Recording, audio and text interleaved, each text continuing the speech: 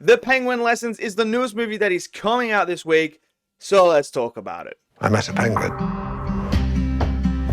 So at AMC's unseen screening, it was The Penguin Lessons.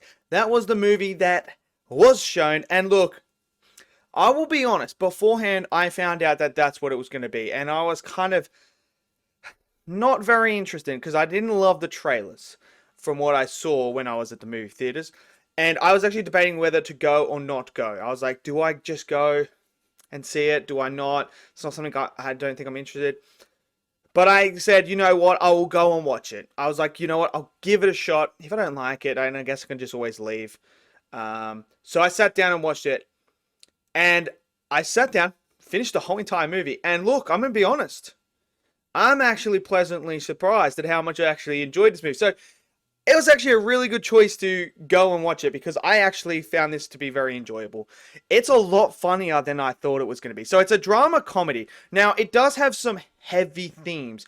This is based on the book, The Penguin Lessons, and it's based on real life events that actually occurred to the character known as Tom Michel, an Englishman who goes to Argentina to teach at a college as an English teacher. And obviously, during that time in the 70s, I think it was 73 maybe, I think it was, there was a big thing going on within Argentina with the government, military dictatorships, and everything like that stuff.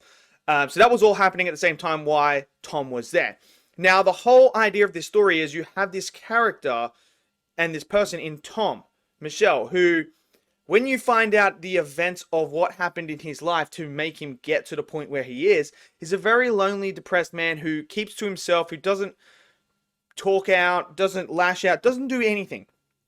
He just goes by his business and he's not happy. So when he makes a trip from Argentina to Uruguay for a week, a couple of days during the week after events happen, it's where he finds that penguin and he saves him from an oil spill. And what I loved about the story is the sense of life that he regained after saving this penguin. Now, when you do find out what actually happened to him and what caused him to go down this route, the penguin is almost a symbol. Now, the penguin happened in real life. Like, the penguin isn't just a symbol, but it actually was in real life. Like, they show you the footage at the end of him actually having the penguin swim in the pool at the college. So it was all legit. But the penguin also is almost a symbol of a rebirth, for him. And when you watch the movie, you will see what I mean by that, because he builds this bond with this penguin, and it's not just him. This penguin starts to build the bonds with everyone else at the college as well. And it's just this wholesome thing. And there's so many scenes where you just see people sitting there talking to this penguin, unloading all their emotions and feelings and stuff onto this penguin. Now, people who have pets, who have dogs and cats and, maybe fish, birds, whatever, you would know what that feeling is like. I mean, obviously, I know where I've sat down with my dog and I've just unloaded all this stuff onto her. And, you just unload and you just feel this weight lift off your shoulders. And it's like almost as if, like, when you do that, they don't judge you. They can never judge you. And they just come up and give you a cuddle. And that's what the penguin is like. The penguin is like this therapist pet almost, where you can unload and no judgment's going to be. You can just let everything off your chest and release that way. So I like how that happened. Now, the story itself, watching him go from that character that doesn't speak out or anything like that to where he ends up at the end of the movie, where you see his life turn 180. And, he's not the same person when we first met him. I thought that transition was done really, really well. And watching him grow and, incorporate how the penguin changed his life. And, man, they did such a great job with the story of getting you connected to this penguin, bro. Man, that penguin, I want a friggin' penguin now. I mean, I've always loved penguins, but I want a penguin so bad now. I really want a pet penguin. They just seem so cool. And they build this penguin up and you get very attached to it as you go through this story. And then something obviously happens in here and, man, it hits you. It hits you, man. It's a freaking penguin and it hits you. You're just sitting there and you're like, oh, man. This, it just hits you right in the heart, man. It rips your heart out. And there's this really wholesome moment at the end as well that was fulfilling as well. That just worked. I mean, it was great. Now the comedy, some of the lines were hilarious, man. Just if you know English banter as well, you will get more out of it as well because obviously he's English and there's a lot of English slang and banter and stuff like that. But man, the line delivery was hilarious. The just it was so funny, man. I was having an absolute ball. Everyone in the theater was too. I am very surprised. No one walked out.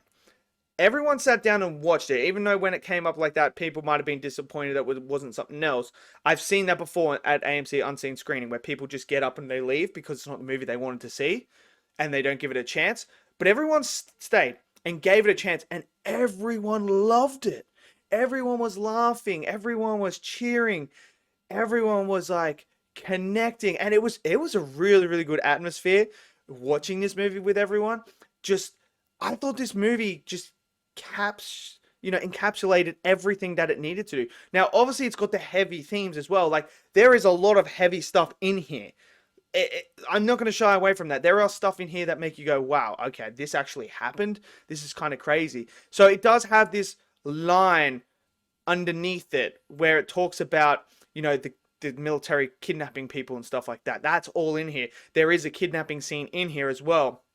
That is kind of like it plays perfectly with the character of Tom and how he transitions, and yeah, that was all great. The grandmother, man, the grandmother is just, she's a delight. She is a delight, man. When you watch this film and you see her, she's gonna remind you of your nan and your grandmother. She will, man, because she's just that caring person that puts everyone else, all their needs above hers. And dude, there's a moment where she writes a letter in here, and that letter came straight from the heart, and you could feel it.